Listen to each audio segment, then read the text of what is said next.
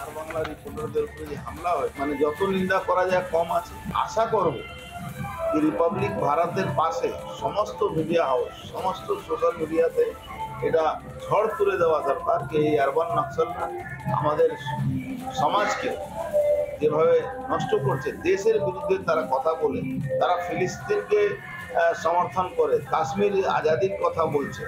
এই ধরনের লোককে, দেশ বিরোধী লোককে সঠিক জায়গা সঠিকভাবে এদের ওষুধ দিতে হবে।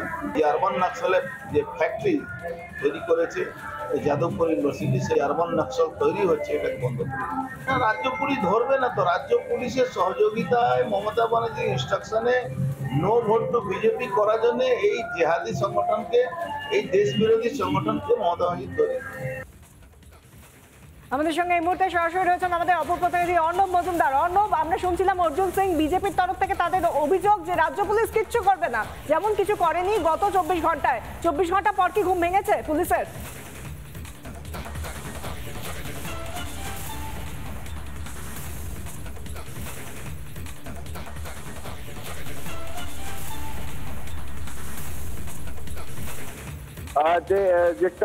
নিজেদের সুমোটো কেস, সেই সুমোটো কেসও কিন্তু ইতিমধ্যেও করা হয়নি।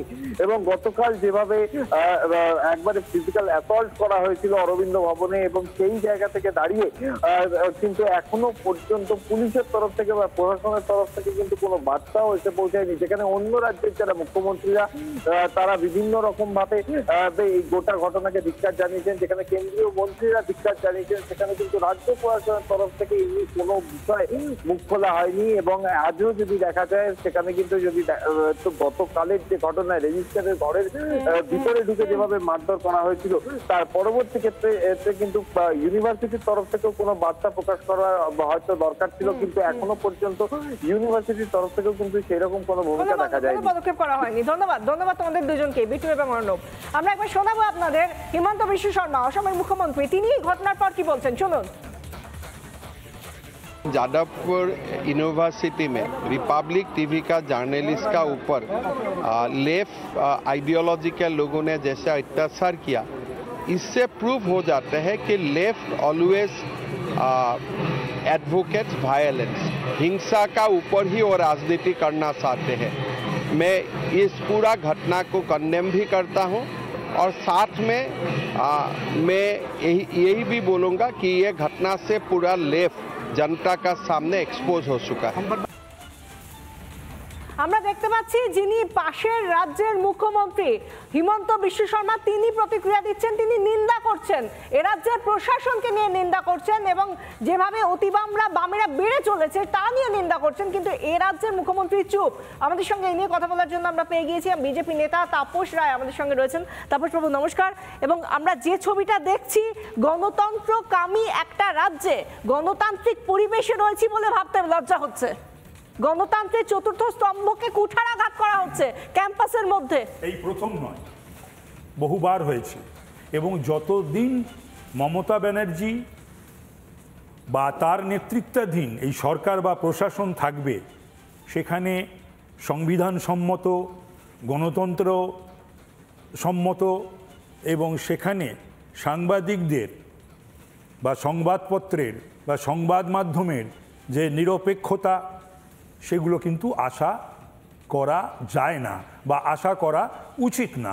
তার কারণ মমতা ব্যানার্জির তো একমাত্র উদ্দেশ্য হলো, একমাত্র নিজে ক্ষমতায় টিকে থাকা আর নির্বাচনে জয়লাভ করা, মানুষকে ভুল বুঝিয়ে মিথ্যাচার করে এবং বাংলার সর্বনাশ করে। সেটা তিনি যা যা করার যথেষ্ট করেছেন।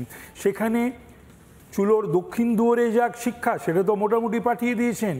সেখানে মেডিকেল কলেজগুলো বা যাদবপুর ইউনিভার্সিটির মতন বিশ্ববিদ্যালয়, যেটা ভারতে একটা বিখ্যাত বা প্রখ্যাত একটা আসনে বসে রয়েছে, সেখানে যা খুশি হোক, তার কিছু আসে যায় না, তিনি এরকম চুপ করেই থাকেন।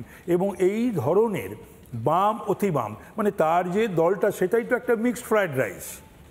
তার যে দলটা, সেই দলের মধ্যে তিনি ক্ষমতায় যখন এসেছিলেন, তখন সেই মাওয়িস্ট, বাম, অতি বামদের নিয়ে, নকশালদের নিয়ে, এবং তার মন্ত্রিসভায়, তার বিধানসভায়, লোকসভায়, রাজ্যসভায় এহেন রাজনৈতিক দল আছে যে দলের প্রতিনিধিত্ব নই। তো সুতরাং এখানে আদর্শ, নীতি, পরম্পরা, ঐতিহ্য, শিক্ষা, কৃষ্টি, সংস্কৃতি, এইটা সংবিধান এবং গণতন্ত্র, এটা যেন বাংলায় যতদিন মমতা ব্যানার্জি রয়েছে যেন কেউ আশা না করে।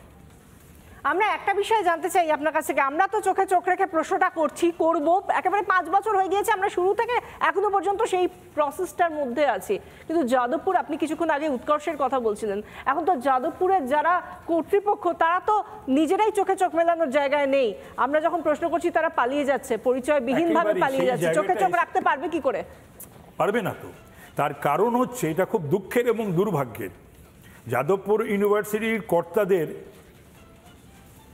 তারা শ্রদ্ধা হারিয়েছে, এবং যারা এখন ছাত্র, এটা ভাবতে আমার অবাক লাগে, আমিও ছাত্র রাজনীতি থেকে উঠে আসা একটি মানুষ, যে এরা মেধাবী ছাত্র এবং যাদবপুর ইউনিভার্সিটির মতন জায়গায় ছাত্র, এবং যে কোনো আদর্শেই তারা বিশ্বাসী হোক না কেন, কখনো তো রাষ্ট্রবিরোধী, দেশবিরোধী কার্যকলাপ, সেগুলোকে, যেটা হিমন্ত বিশ্ব শর্মা বললেন যে বামেরা বা অতি বামেরা, তারা শুধু অ্যাডভোকেসি করে না, তারা সেটাকে প্রমোটও করে।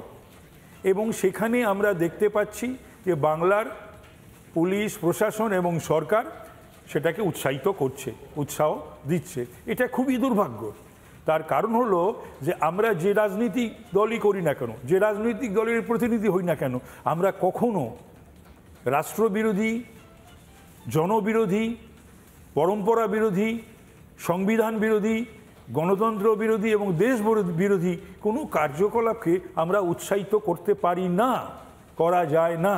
এটা কিন্তু আমাদের মাথায় রাখতে হবে। সেটা আমরা দেখতে পাচ্ছি গত 14 বছর ধরে সেদিকে কোনো দৃষ্টিপাত করেনি এই মমতার সরকার।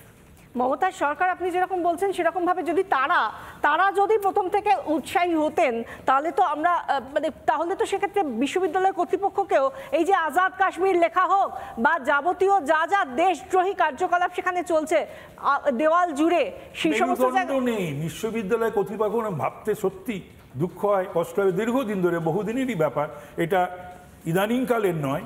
এবং বিভিন্ন জায়গায় দেখছি যে vice chancellor, deans, pro vice chancellor, বিভিন্ন ইউনিভার্সিটি কলেজের প্রিন্সিপাল, মেডিকেল কলেজের প্রিন্সিপাল, এটা ভাবতে লজ্জা লাগে যে এরা এরকম স্পাইনলেস ক্রিয়েচারের মতন বিহেভ করবে।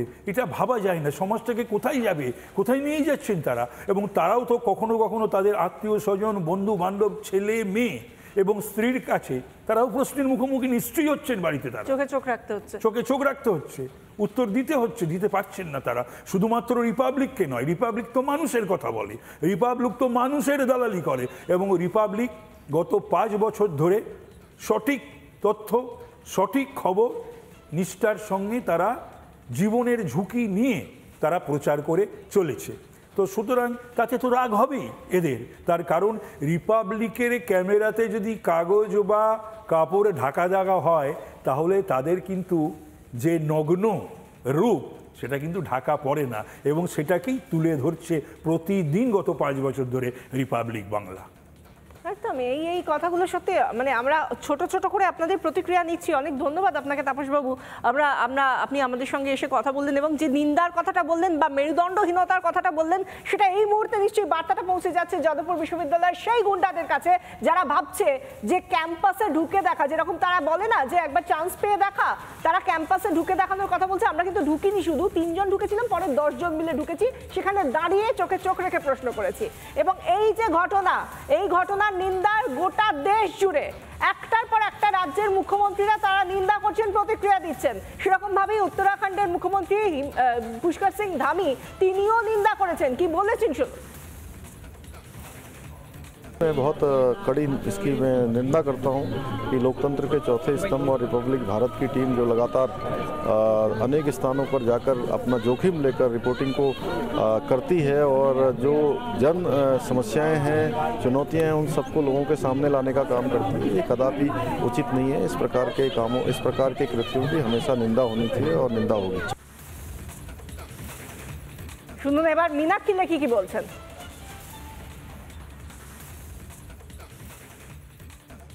So on moral and ethical grounds, the behavior is atrocious. Nobody has any right to misbehave with any woman, especially I would say with Indian culture, Indian ethos. We take these things very seriously. So far as part of the authorities is concerned, even they have failed in their duty to protect anybody who's entering the campus, duty to protect the rights of women, especially the working women. আমরা যেটা বারবার বলছি, আপনি দেশের যে প্রান্তেই যান না কেন সেখানে যাদবপুরের ঘটনার কথা সবাই জানেন, ছবিটা সবাই দেখেছেন এবং নিন্দার ভাষা খুঁজছেন যে আর কত কত শার্পলি বললে তাহলে মানুষ বা যাদবপুরের এই গুন্ডারা তারা বুঝবে যে কোথায় তাদের থামা উচিত। তারা তাদের সমস্ত সীমা অতিক্রম করেছে, সেই জায়গা থেকে এবার থামা উচিত সেটা তারা বুঝবে।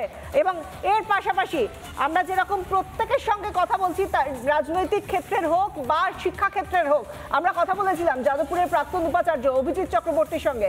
তিনি আমাদের সঙ্গে কথা বলে যেভাবে বললেন তার পূর্ব অভিজ্ঞতার কথা এবং একইভাবে তিনি নিন্দা জানালেন এবং তিনি বলছেন এখানে থামলে চলবে না, বিশ্ববিদ্যালয়কে কড়া হতে হবে, কঠোর হতে হবে রাজ্য প্রশাসনকে। কি বলছেন, নিন্দা করে কি বলছেন অভিজিৎ চক্রবর্তী, শুনুন।